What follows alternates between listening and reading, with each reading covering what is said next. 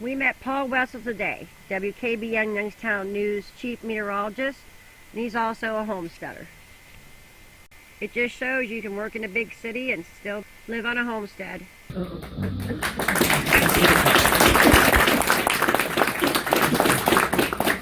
good afternoon. Thank you all for letting me come in and talk today. We originally planned this, and we were talking about February. I thought, wow, it's going to be cold and snowy this time of year. Might have trouble getting down here. You never know. Little did I know I'd be dodging rain and flooding concerns, but that's the way the winter goes, right? Again, my name's Paul Wetzl. I'm a local. I actually grew up here, graduated United High School, 1993. Grew up here in Salem, in and out of town all the time, so this is home to me. I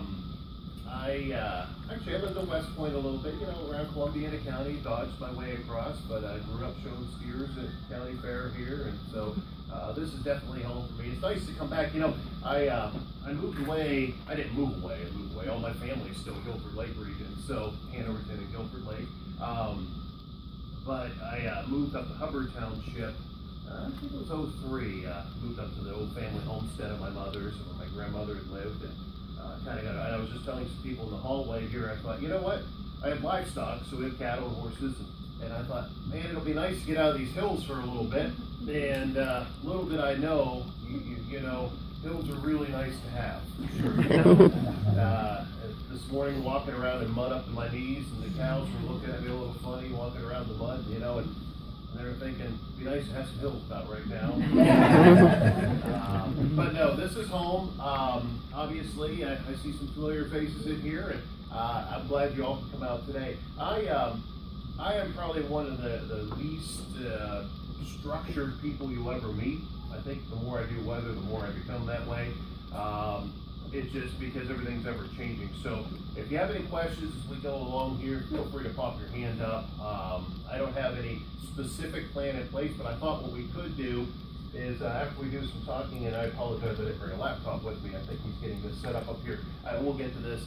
I thought we'd go through today's forecast so you can kind of get an idea of what I do daily. I know you already know what it is. So, you know what? It's funny. Mess our weather up. That's why we live in one of the cloudiest places in the country here. Lucky us, right? I had my current boss, he's been there about 4 or 5 years now. He came in from North Carolina, and the day he was interviewing, he couldn't understand from a weather standpoint why I was so excited and emphasizing that we were going to have sunshine the next day. He thought I was kind of not over exaggerating, but he couldn't quite understand. I'm like, no, look, you don't understand. So, and you hear, Portland, Oregon, and Washington State being cloudy all the time. They've got nothing on us. Plus, we get more rain than they do. So, interestingly enough, though, I did go to Mississippi. I was at Mississippi State for 5 years. When I left home here, I was going to go to Ohio State. Decided I didn't want to live in the city, although I love Ohio State. I planned on going there. I was going to go to school there. Was all signed up and decided to go to Mississippi State. I went to school as an animal science major. I was going to be a veterinarian. That was my original plan. Then my friends became vets and roommates, and I decided I wasn't going to stay in school that long because that's a long time, 4 and whatever. So then I switched into ag education. I was going to be a little ag teacher, an FFA teacher, I thought. And I'm like, you know what, Paul, those jobs are hard to come by right now. It's sad, and it's still that way. There's times I wish I probably would have stayed with those careers, but I kept telling myself, you can always keep cows. You can always have cows, enjoy your life with what you're doing.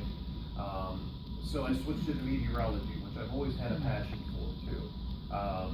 And I think that passion honestly stems back to me wanting to get out of school when I was young. So I started really following the snow patterns. I learned about this thing called lake effect. And I started studying the wind, and I'm like, okay, if the cold air's coming in, the wind's coming from this direction, there's a chance. I went to Beaver Local for a big part of my life. So I was like, there's a chance this could hit our area, and maybe I won't have school tomorrow. So I followed weather closely. I was also in the 1985, the May 31st tornado outbreak we had here.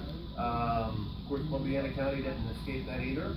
I was in Hubbard, actually, visiting relatives when one hit Hubbard.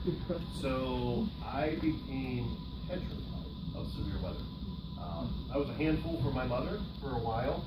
When severe weather would hit, I would actually get sick to my stomach. I'm a big worrywart. Always have them on the list, which I don't think is a really good career choice for me, being a worrywart. That's, I'm slowly learning with my health as I get older. But the fact is that I would be so afraid of weather that I think it just kept my passion in watching it. Little did I know, in 15 or 20 years later, I would own a storm chasing tour company. I used to take, we had two 15-passenger vans, two colleagues of mine and I, for 3 months out of the year, we used to take guests out through the plains, from Oklahoma to Texas, all the way up to North Dakota, chasing storms and tornadoes. So that was, we did that for about 5 or 6 years, I think. And then, of course, when the economy went down, I always try to explain to the insurance companies, but our tours know where the tornadoes are. A tour bus would drive right into the storm and not even know it's there. We know where it's at, we're staying away from it. Story for you. But anyhow, so I went to Mississippi State. I spent 5 years there. I ended up switching into meteorology, and didn't want to be on TV. Had no plans on being on TV. I was probably one of the shyest people you ever met when I was younger. And little did I know that in the early 90s, the Weather Service would start cutting back and flooded the market with meteorologists. I told myself, why do you keep picking these career fields and narrow it in, right? So, there is a demand for large animal vets right now, so I probably should stay there quickly. But honestly, so I thought, well, Paul, you better do the TV thing if you want to get a job. And so I ended up going to the TV route. And little did I know, here I am. I worked in Mississippi for about a year. My last